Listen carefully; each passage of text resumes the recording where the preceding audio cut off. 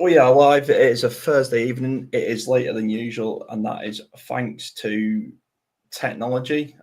My laptop is as running as well as the Colts front office at this minute in time as we speak. Um, Joining me as ever is the famous Welshman who has predicted a lot about the Colts this season. I'd say you got a lot on the money, really. Should we start with? Is this a publicity stunt for season ticket sales, as Colts fan Cole, I believe, tweeted out? Hello as well. Glad to be here, Harrison, mate. Yeah, I think that's something we have to consider. But also, hear me out. It's conspiracy time, right? We're smashing the conspiracies tonight at UK Colts fans. So there is a conspiracy theory that they obviously had to punish the tap out. Yeah. And they also saw the Vikings defense and the Bills defense on the roster, on the schedule, sorry, and just didn't want to put him up against them. They kind of wanted to protect it. Now, what do you think about that? And because I don't believe that at all. But I'll see what you think. Yeah, just one sec. Just a bit of in-house admin there. Yeah, the whole protecting it, I think that would make that's weaker than tapping out, right? If you tap out and then you go, and they're like, oh, well, we did want to protect him from these really tough defenses. You can't, because you just punished him for doing that himself. Completely. I think. I mean, I've been trying to work it out. It's been playing out over in my head over and over again. I've asked you, and you've very kindly come up with a timeline of the whole mess. But my sort of look at it is, you've essentially got three suspects, and you've got the Ursay girls, because Jim is just a figurehead at this point. Let's be real. So you got the Ursay women, the GMs, the owners. Sorry, you got the GM, and you got the head coach. Now, Anthony Richardson is the ticket seller. Joe Flacco is not selling any tickets. So I can't see it being the owner's decision. Anthony Richardson was Chris Ballard's home run. Mm-hmm. So I can't see it being his decision. I think Shane has had to punish him for, like you say, tap out gate. And I'm going to clear up my comments now that I've thought about it from last week. But he's done it in a way that just doesn't exist anymore with, I guess he's what would he be, Gen Z? Is he Anthony Richardson? Yeah, he's like 22. He's young, man.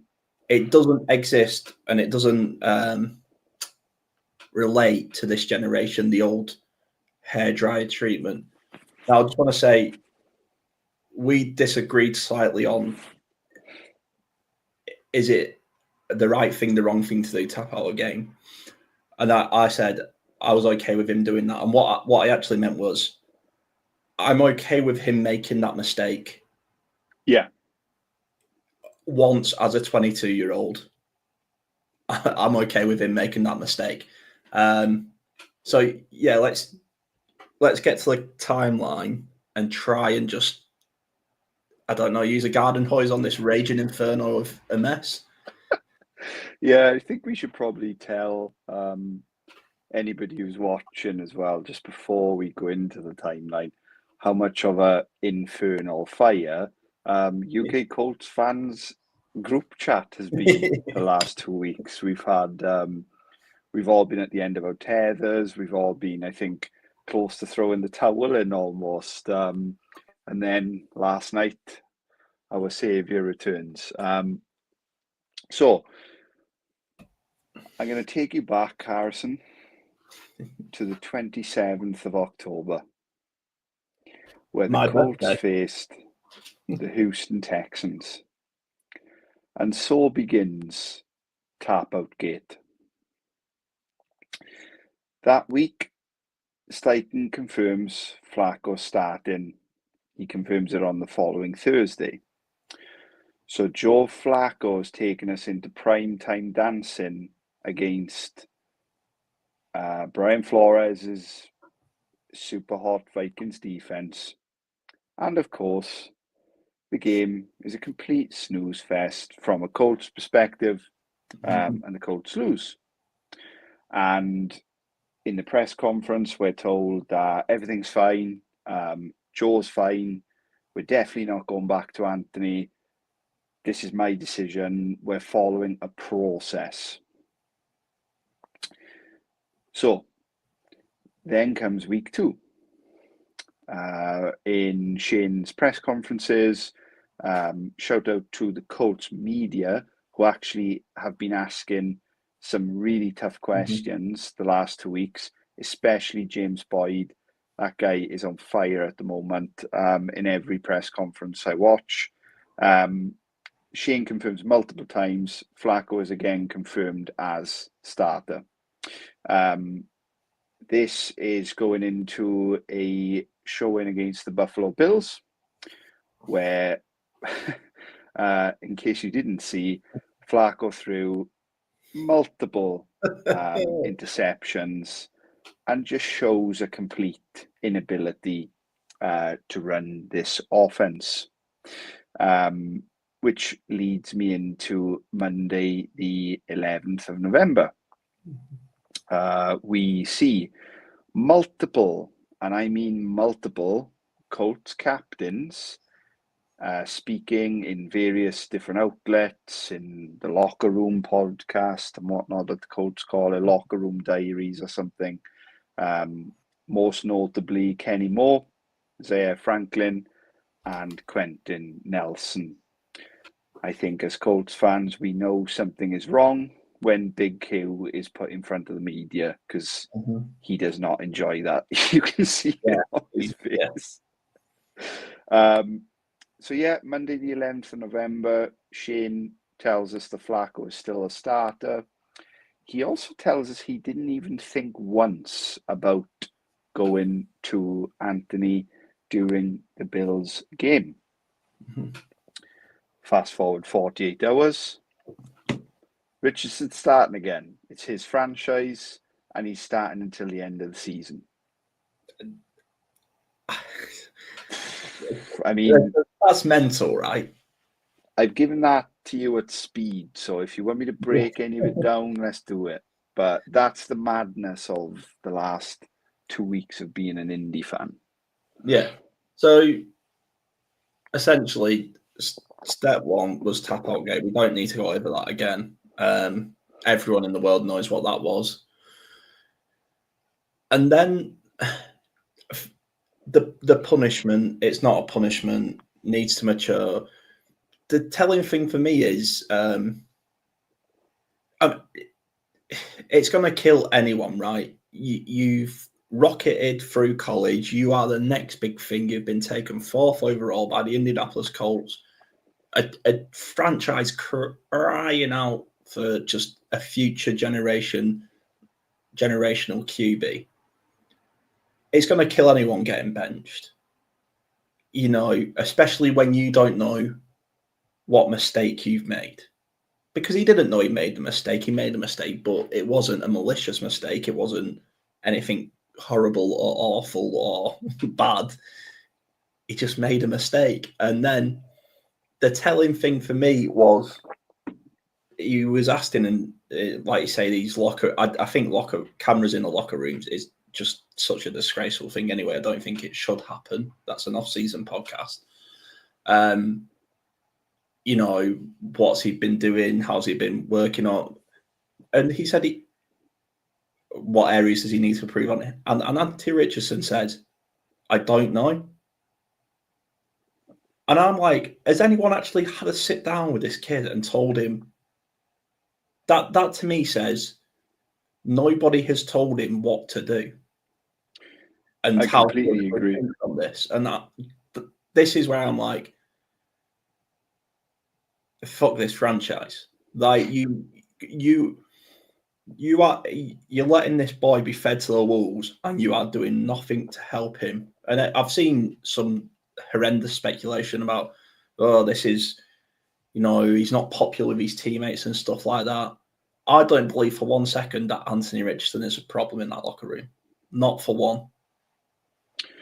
Yeah, I think you're spot on. I think the biggest two questions for me the last 2 weeks have been, am I kind of one of the unlucky ones to started to follow the most mediocre franchise in the NFL, or certainly become the most mediocre franchise in the NFL?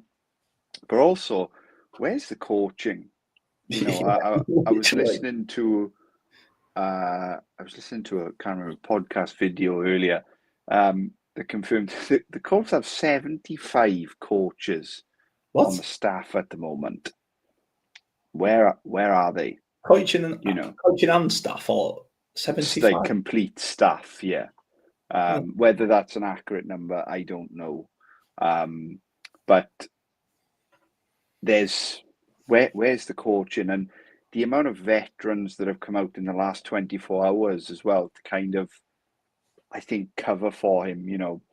He didn't know what it was taking to be a pro. He should have been asking us these things, but also kind of, in the same breath saying he's a 22-year-old kid. It's not easy to learn to become the face of a franchise, right? But I want to take it back to a point you made earlier, where where is this decision come from? Is it Shane? Is it Chris? Or is it Jim? My belief now is that it's Chris Ballard. Yeah. I think Shane was forced to obviously punish that had to happen, in my opinion, and B, Ballard wanted to save his job, and it's backfired completely. In comes season ticket renewal, and in comes multiple people on social media cancelling their season tickets, which I don't think I've seen maybe since Mike Ashley Newcastle era. Such a public dispelling of fandom.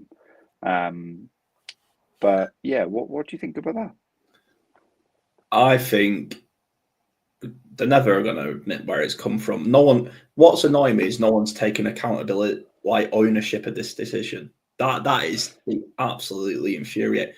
I've not got a problem if Shane Steichen turns around and says, "This is my choice." Richardson, he gave up on his team, whatever. He's not starting the next game. You don't do that. He will learn, blah, blah, blah. Give it all the usual, Al Pacino, any given Sunday pep talk speech. I've got no problem with that happening. But this is like Brexit. Everyone's gone, this is a great idea to punish someone. I'm not taking accountability. I'm not. And it was just, who could slope it off the shoulders the quickest? Yeah, completely. But to get back to your point, like, I forgot what your point was. The public showing. Where's the coaching? Where's the cut? Yeah. So it's just not there. Do you for me, the first thing that happens after this 2 weeks, if I am in the building, no more locker room media that isn't scripted or planted. You get scripted questions. I don't care if it comes out wrong, but clearly the locker room are not on talking terms. It just seems like you say, we've got a lot of expensive guys in that locker room who are looking to save their own asses. And I just want accountability. And people can laugh at this all they want, but Coach Saturday, when he came in, Well, we actually have to call him Coach Saturday, don't we? Yeah. Yeah. When he came in, he's a centre. He's like Peyton Manning says, just do your job. But what he did bring to the just like absolute madness of the Colts franchise was a bit of unity, a bit of direction, and just a bit of standards. You will turn up at 7:05 in your gear, ready to go. If you're not, you're late. If you're late twice, you're fined. If you're speaking to the media without blah blah blah, you're fine. Like we've all played sports, mate. I played at like Sunday league levels and stuff, and you miss the team coach, you're fine. You know, play rugby. I didn't wear my tie. I was fined 50p. Granted, it was when I was a kid, but it was all about the lessons of you've got to set the standards you want to aspire to. And that's okay when you're winning and you can go, whoa, we're going to give a game ball to Jonathan Taylor. It's the second game of the season. What the fuck's that mean? Yeah, and I think you made a good point earlier about this kind of myth that Richardson had lost the locker room. You know, I don't believe that at all. In fact, I think Kenny, Zaire, and Quentin were kind of all saying what we as fans have been saying for years. Yeah. Like, this is no different. We're going in the same direction, which was mediocrity. Yeah. You know, immediately, even the media that pushed so hard to just ruin Richardson, Mm-hmm. you know, did the quickest turnaround ever. And all of a sudden it was like, oh, you know, how is Richardson not in the game? And, you know, all this, that, and the other. But yeah, back to my main point. I think that a lot of the frustration we saw from our captains was aimed at Joe Flacco and just the offensive staff in general. And what I'm really hoping to see on Sunday is just a spark of energy. Mm-hmm. Like, we're through this now, boys. Anthony's back in. Let's play our absolute tails off. And I think what we know we'll see is, you know, shout out to the Colts defense. Last few weeks has been like playing his tail off. Mm-hmm. We will see the Colts do more with the ball than we have done in the last 2 weeks. Yeah. Well, so, like you said, I've not seen. I've been quite lucky in the franchises and football teams I support. Right, Arsenal, regardless of what people think or how they've been perceived the last 10 years, for a fan, we're lucky. We're never in financial trouble. Unlike yourselves, you've had that struggle. We've won trophies quite consistently, I'd say. The Colts, Manning, luck, wild cards, playoffs, Super Bowl. I nearly said bowls then, but not. So I've been quite lucky, but I've also seen some bad ownership from the Cronkies with Arsenal. Our American viewers were known as the people who own the Rams. You know, I've seen some bad stuff, and I'm just watching it thinking, this is the bad stuff. This is fans like publicly saying, I'm not renewing my season ticket. The owner's going to take note. The USA women are going to take note and go, somebody's got chewed out for benching Richardson. And like you say, I think it was Ballard, but we can only speculate. Can you blame anyone? I mean, you know, we're four guys that kind of, you know, involve ourselves in this page that are all in different parts of the UK. We don't even have the opportunity to be season ticket holders, right? Yeah. And we were done. We were done with what we've seen the last 2 weeks. Imagine being a paying customer to this. Yeah. And you know, it's good really that the camera wasn't rolling in some of our conversations recently. Like, what would have been the point, right? And the Colts could still get to the playoffs. The Colts could still stay a 4-win team. Who knows how it's going to go? Yeah. But what we'll see now is development, and we'll see situations, and we'll see AR handling things, right? If Joe Flacco got us into the playoffs, we would have got curb stomped on live TV, and Ballard would have sat there and told us we should be happy with that. Yeah. It's like I said in the group chat, mate, I actually switched to 4 in a bed. That is the first time.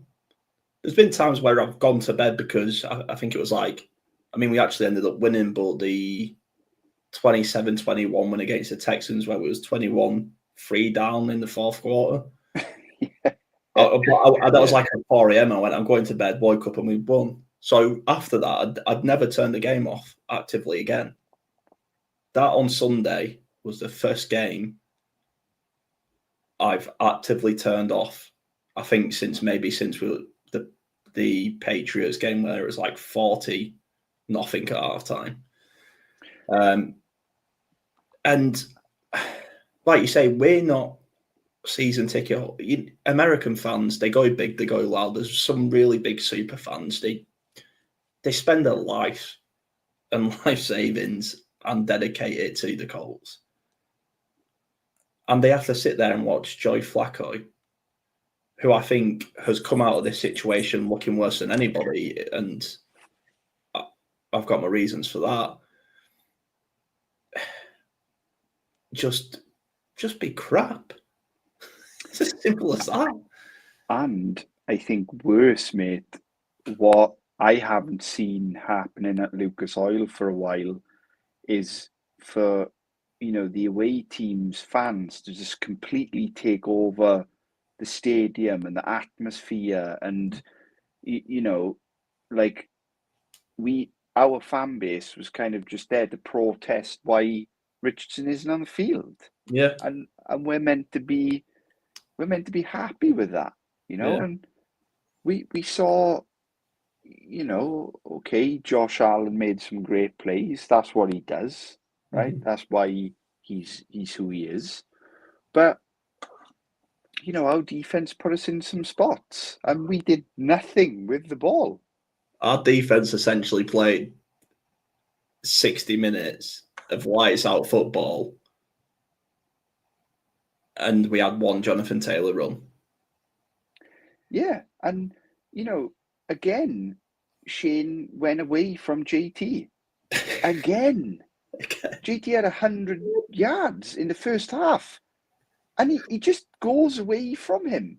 And we're meant to be okay with that. The paying fan, because we're paying fans. We have to pay for Game Pass, which is a thing in the UK for any of our US viewers, which costs a lot of money. And on top of our Sky Sports subscriptions and whatnot, and all the merchandise that we want to buy. And yeah, I have questioned, I've kind of joked to some friends. It's like, how have I gone from following the Manning and Luck, super team to this mediocrity? But as I say, a savior comes along, right? As the Christmas hymn goes, and the savior has come along 48 hours ago. So how are you feeling, Harrison? How are you feeling now that AR's back in the driver's seat? Complete honestly, I don't care because this season's done. I was not expecting that. That's a fair answer. Yeah. I wish I could. Obviously, I'm excited to see Anthony Richardson. Of course, I am excited to see development. If we sign another fucking middle-aged man in the off-season to be a backup quarterback, I think I am done with this team. Stop signing him. There's just fucking have Erlinger there as a backup. Like, it doesn't need to be wasted cap or roster spot on these just fucking on Pat McAfee's mates. We don't need them, and I think Flacco absolutely had the chance to step up and say, listen, after the Vikings game, listen, Shane, I'm not taking you anywhere. This has been embarrassing. All right, I had a good game against Jacksonville, but that's Jacksonville. The kid's the future. Just play it. Like, he had the chance to do that, but yeah. Like, he's not playing for a contract. So I think he's just been absolutely selfish. But to expand on my feeling, I was sort of done when they benched AR because I'm like, no, that's just like, it's just a kick in the face. Like you say, it's a kick in the face for Ballard to sit there and go, oh, well, we nearly did it again. Did what? We existed again. We're brilliant. Sorry to interrupt you there. No, it's and I'm at the point of, to me, the defense is doing well on individual brilliance, and has been doing that through 2 years. Kenny Moore is playing absolutely out of his skin. The past 3 games, I'd say. Jalen Jones doing good for a rookie. DeForest Buckner and Grover Stewart, they are the guys. So to get away from the AR stuff, because we spent nearly half an hour on that now. And I mean, I'll ask your feelings on that before we move on, actually. Yeah, I think I'm back to like my week 1 level of excitement, genuinely. But I think I've done an okay job of conveying that this year. Like, this year wasn't about winning games and whatnot. It was just about like having hope again, and having a QB that, some describe as having superpowers, kind of learn and develop and just kind of go along for the ride. We knew it was going to be ugly, and we knew it was going to be, beautiful at times. Let's remember that throw in week 1. It set the world on fire. People have already forgotten about that. But yeah, I'm certainly back. It saved my interest, because, can you imagine just watching, Joe Flacco and this offense play against, this Aaron Rodgers-led Jets team? It would just been pretty tragic viewing, I think. And the NFL agreed, because it moved us from prime time to 6 o'clock. Thank God. But yeah, I'll let you move on. Yeah. So, let's talk defense, because rightly so, whether it is by individual excellence or coaching, the defense has been phenomenal. Yeah. They've had the kick up the arse. They've been phenomenal. But I see a lot of problems on this defense. I see aging Buckner and aging Stewart. This is probably Grover Stewart's second to last year. He's maybe got one He more signed year. a new deal, didn't he, in the off season? So I believe it was 2 years. 2-year extension that he signed. So yeah, you're right. It's next year will be his last year. Yeah. Back to free agency. Yeah. I see. Just a depleted linebacking core. As much as I love Franklin and Speed and even Grant Stewart, it's 7th rounders, isn't it? I don't mean that to sound as disrespectful as that came out, but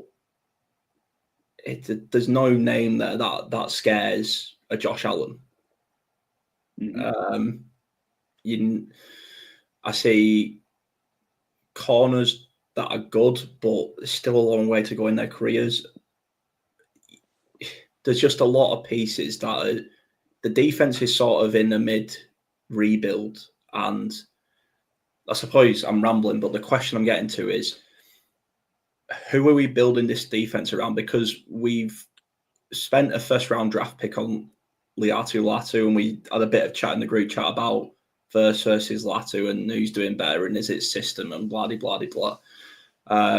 But for me, the failed year is spending a draft pick, especially a first rounder, on someone who you think is only good for passing downs.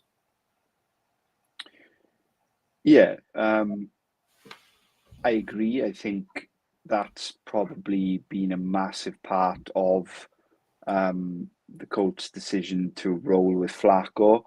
A lot of our cap space is currently on the defense. A lot of our guys re-signed and obviously wanted to try and go win a chip, right? But I completely agree. We have no real stardom on defense. I think we're one of the only teams in the NFL that just doesn't have, that absolute star. And I think we need to see it. We need to see, let's say, a cornerback. That I would say that's a real huge need for Indy this year. But yeah, back to your point. You look at the really good teams in the league. I'm going to use San Francisco, for example. Fred Warner, who's just superstar, absolute superstar. Who's in front of him? Nick Bosa. Yeah. You look at, let's go to Pittsburgh. TJ Watt, we've talked about him a lot. We're a huge fan of TJ Watt on this podcast. Yeah. Minka Fitzpatrick is again, just puts the fear in people. Indy have Kenny Moore, a nickel cornerback. I would say is our like superstar defensive player, and yeah, Buckner is an elite talent, but I don't think he even makes it into most conversations when it comes to the NFL in general, because like we've spoken about so many times, we are such a small team with no stars. Yeah. I think that's a really interesting point. Like the one star we did have got benched. Yeah. And there's times where Indy was getting in those conversations, and it was because of 53. I genuinely believe that some of his years, he was the most disruptive defensive player in the league. When you needed a punch out, he'd get you one. When you needed an interception, he'd get us one. The guy was just incredible and got paid like it. But yeah, back to Latu. I think Latu is a similar experiment to Richardson. It's raw talent. He obviously had to step away from the sport for 2 years whilst he had the neck injury diagnosed, to which he started to play rugby. So I think, unfortunately, that's been a big problem in Ballard's edge drafting. Like, if we go back a few, Deo drafted injured with an ACL injury. Quitty Pay, first 2 years in the league, don't think you heard his name once. No. He's a big star from Michigan. Okay, great. He isn't doing it on the field. He's done Laftu, very similar. We just waiting for the Colts to actually draft a good edge, because he's tried it a good few times in 8 years, and it's just not really worked out.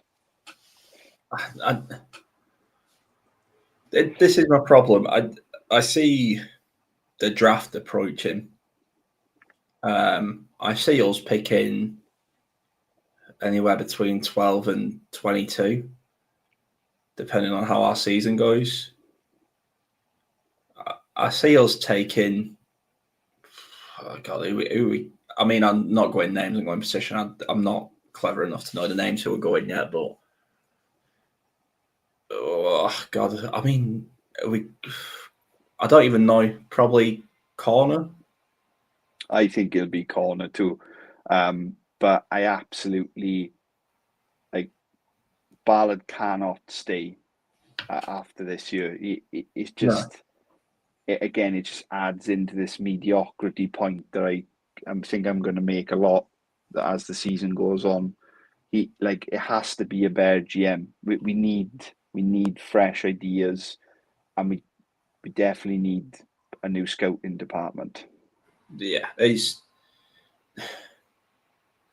I think the problem is there's just too many people. What do you say? 75 staff for one football team? Let me see if that's actually true, because Yeah. it does seem excessive.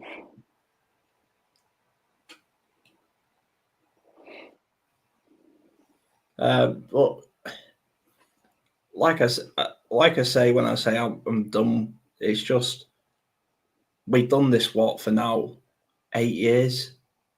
I mean, of just going round it in a circle of shit quarterbacks, nearly making it. Like you say, Ballard sitting there saying this and that, and it's just the same old. And that's why I'm done. I feel like I'm whacking my head against the wall watching this team. So there's 31 coaches, and then I guess there's positional coaches as well and positional assistants. So yeah, but yeah, sorry, I absolutely was listening then. Yeah, I think that's how we all feel. Yeah. Every year is the same. It's the same. I'll use one of Ballard's favourite words, bullshit. That's what we'll have. End of season, when we hear from him, we hear from him twice a year. We have the flashy end of season press conference, and then we have the post draft conference, and it's just all the same regurgitated crap. Yeah. But yeah, if Anthony struggles the rest of this year and it's pinpointed to his benching, Ballard's got to go. Yeah. It's this is the mad thing. Like you said, the biggest point of this season was progression for Anthony Richardson. Mm-hmm. Nobody, obviously, everybody wants to win the Super Bowl, but a realistic Colt fan came into this season just wanting to see progress, somewhat different, just anything different to what we've been watching since Luck retired. And we're not getting anything different. And I wonder if a big part of it is, and I wanted to try and weigh this up, but Chris Ballard, many will deem a good GM. I think we can look back and say he was a good GM in the sense that he didn't do stupid trades for Trent Richardson. He didn't, run the franchise into the ground per se. But has he done that by taking no risks? He's thought, I'm going to take no risk and that will stop any failure. But in taking no risk has not enabled success. Yeah, completely. And,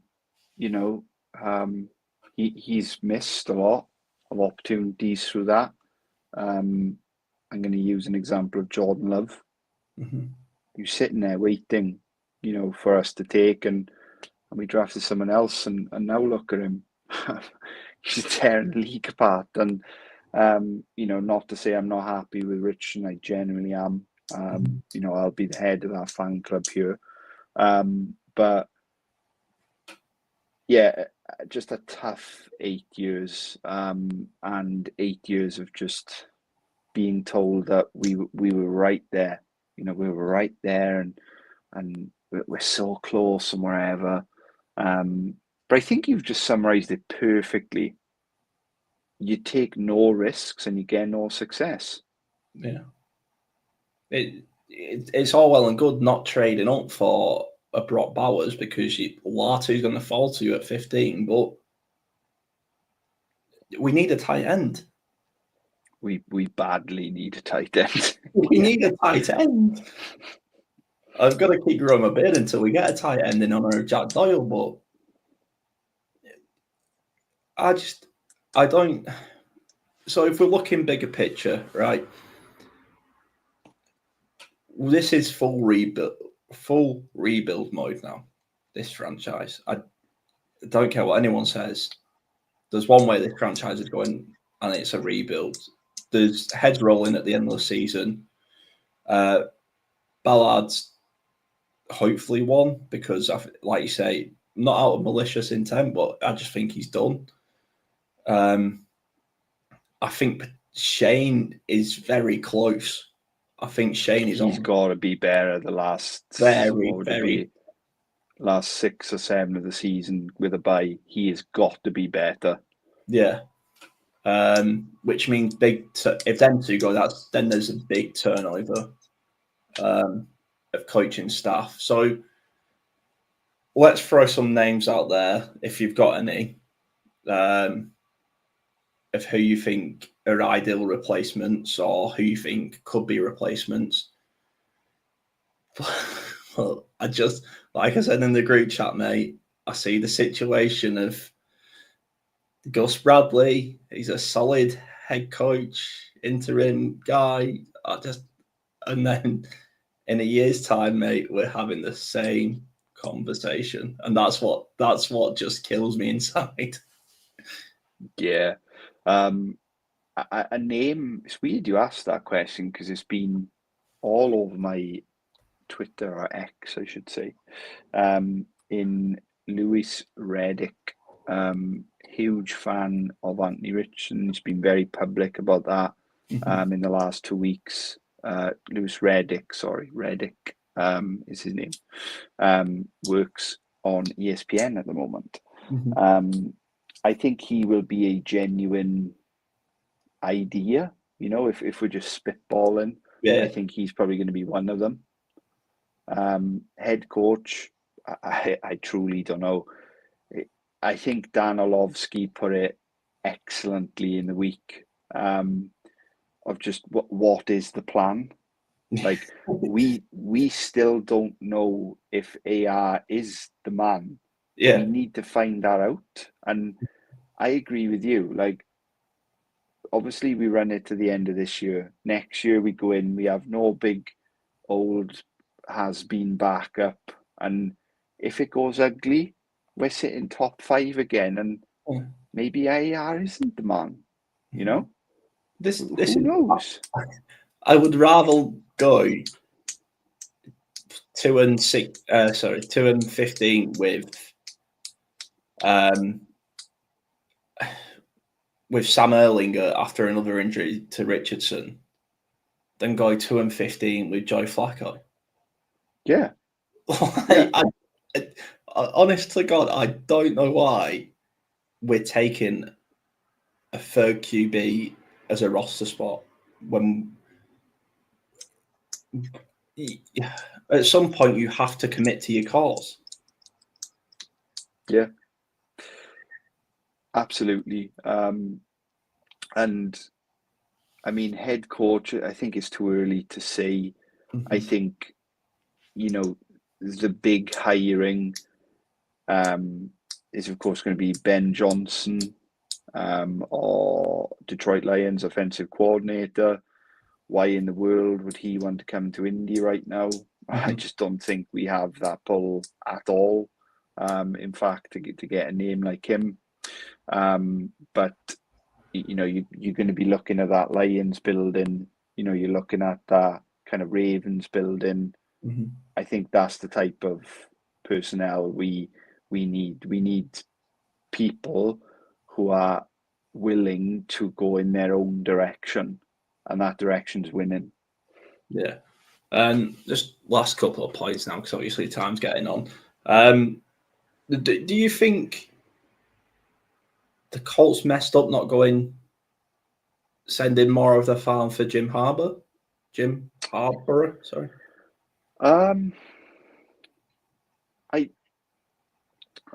I mean, there's an argument for that, right? Like, that's a guy that has culture and has shown that straight away in Los Angeles. They're tough, they play hard, and it's Jim Harbaugh, for Christ's sake. Like, the guy's a winner. Yeah.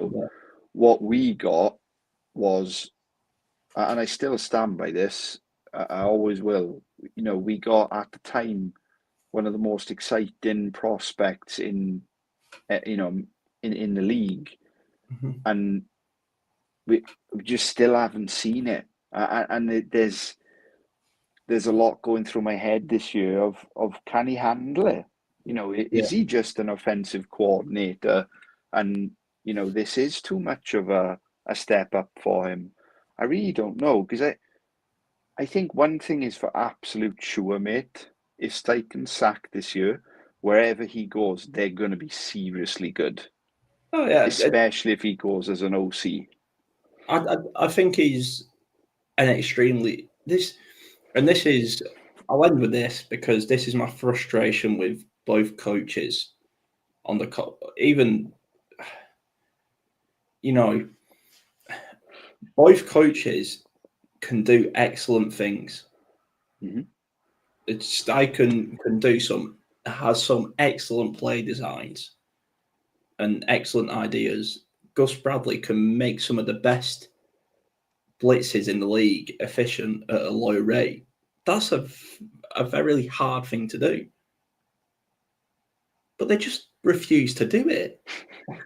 And we're sitting here, mate. And I'll be fair. The last two games, the defense has been excellent, but we're sitting here now, 2 years in to this sort of experiment, and I'm like, I'm sitting there going, I know this play isn't going to work. Mm. It's not going to work. And then I watch Gus Bradley use a blitz with Zaire Franklin when Kenny Moore is our best blitzer. And I'm like, why are we leaving Jalen Jones one-on-one with Justin Jefferson? Why are we being aggressive 16 seconds to half time? But then the next game, you're kneeling the ball. I'm like, And what is my going all-time on?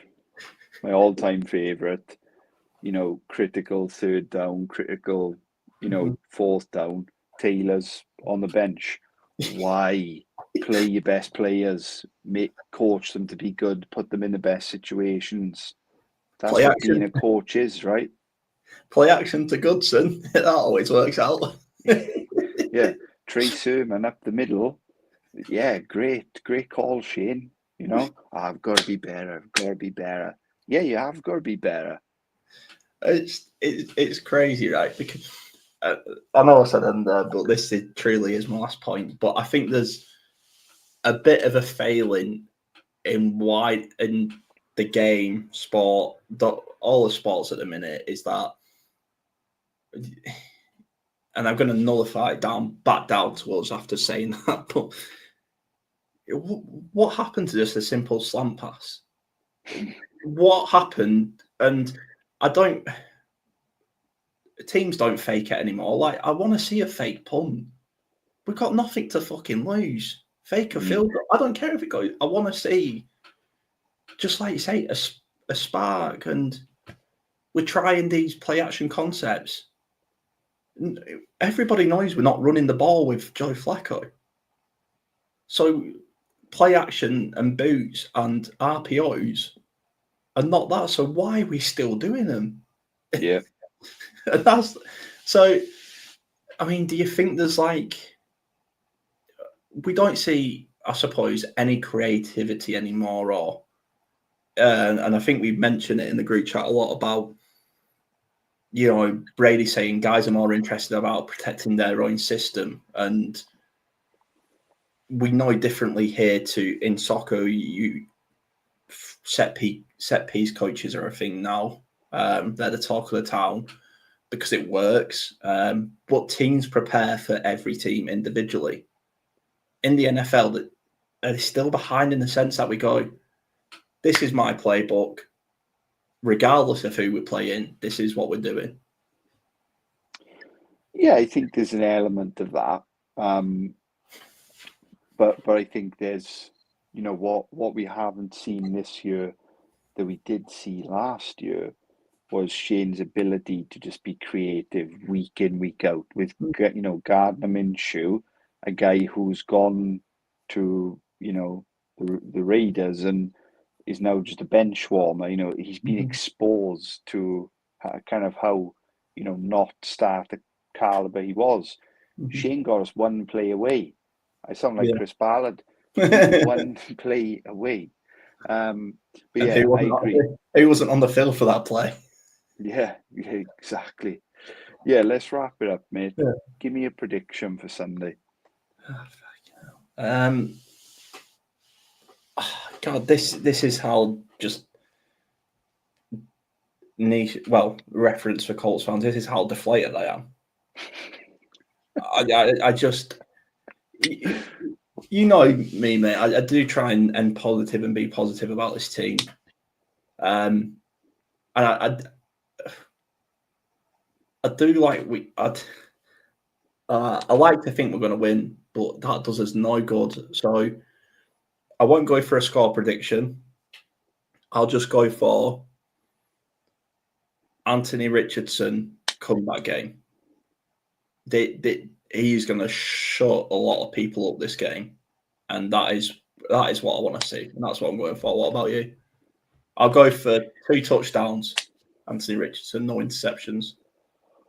I'm going to go for 24-17 Indy. I think, AR has a mixed bag of a game. I think our defense puts us in positions to win, and Shane steps up. I think this Jets team is good, but very, very beatable. We are playing away, which sucks. Going to MetLife's tough, but it's not in prime time anymore. I'm holding out hope, mate, that this whole roster is going to have a spark lit under them. The uncertainty's gone now, and let's hope they just play for each other.